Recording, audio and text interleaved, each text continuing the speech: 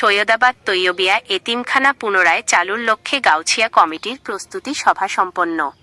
নিজস্ব প্রতিবেদক সোহরাফ হোসেন সুন্নিয়াল কাদেরি। তারিখ 25 এপ্রিল 2026। ব্রাহ্মণবাড়িয়ার বাঞ্ছারামপুর উপজেলার দড়িভেলানগর কুড়ের পাড় ঈদগাহ মাঠে ছৈয়দাবাদ তৈয়বিয়া এতিমখানা পুনরায় সচল করার লক্ষ্যে এক বিশেষ প্রস্তুতি সভা অনুষ্ঠিত হয়েছে।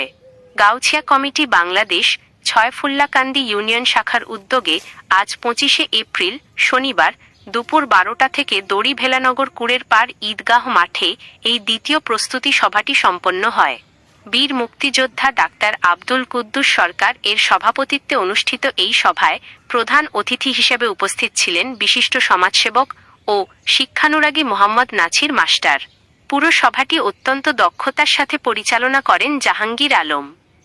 সভার শুরুতে পবিত্র কোরআন থেকে তিলাওয়াত করেন হাফেজ মাওলানা মনির হোসেন আল কাদবেরি এবং রাসূলে পাক সাল্লাল্লাহু আলাইহি ওয়াসাল্লাম এর শানে নাতে মোস্তফা পাঠ করেন মোহাম্মদ মহিউদ্দিন।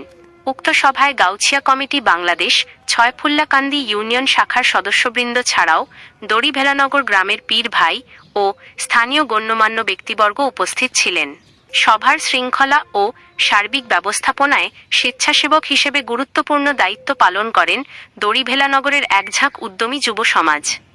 31 সদস্য বিশিষ্ট আহ্বায়ক কমিটি গঠন।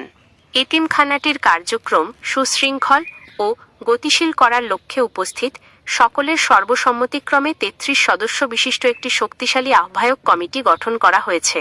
এই কমিটি প্রতিষ্ঠানের সংস্কার কাজ, ছাত্র ভর্তি প্রক্রিয়া এবং ভবিষ্যৎ পরিচালনা সংক্রান্ত যাবতীয় নীতিমালা প্রণয়ন ও তদারকির দায়িত্ব পালন করবে। বক্তব্য প্রধান অতিথির বক্তব্যে মোহাম্মদ নাছির মাস্টার বলেন, একটি দ্বীনি প্রতিষ্ঠান ও এতিমখানা বন্ধ থাকা আমাদের জন্য দুঃখজনক। গাউছিয়া কমিটির এই উদ্যোগ অত্যন্ত প্রশংসনীয়। সভাপতির বক্তব্যে বীর মুক্তিযোদ্ধা ডাক্তার আব্দুল কুদ্দুস সরকার বলেন, এতিমের পাশে দাঁড়ানো এবং দ্বীনি প্রতিষ্ঠান রক্ষা করা আমাদের ঈমানি দায়িত্ব।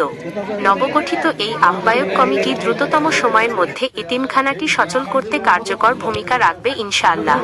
এতিমখানাটি পুনরায় চালু করার এই মহতী যাত্রায় বক্তারা সমাজের সর্বস্তরের সামর্থ্যবান ও ধর্মপ্রাণ মানুষের আন্তরিক সহযোগিতা ও দোয়া কামনা করেছেন।